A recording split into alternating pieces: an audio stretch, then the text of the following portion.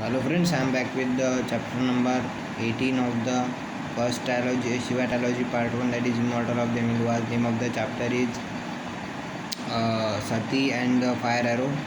So in this chapter, till this chapter, Sati is injured by the fire arrow, and Shiva is hopeful for the fact that Sati will be cured, and everybody is hopeless about the same situation. And Shiva just says that Somras also cures some wounds also. So nobody believes, but Shiva proves it with an example of himself. So Somras is given to Sati, and as a miracle, she is cured. And in the meantime, Daksha, Verini, and Kanakala arrives in the place. There is all the people are staying, and for Daksha thanks Shiva for the deeds and his belief that his daughter would be saved.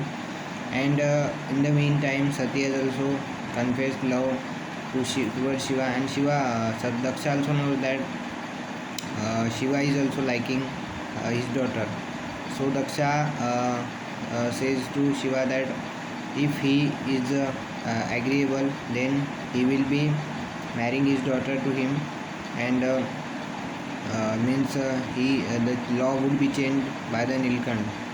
And in the same case, he also says that means if he is agreeable, the Vikarma law of the means that of particular case of Sati that would be removed.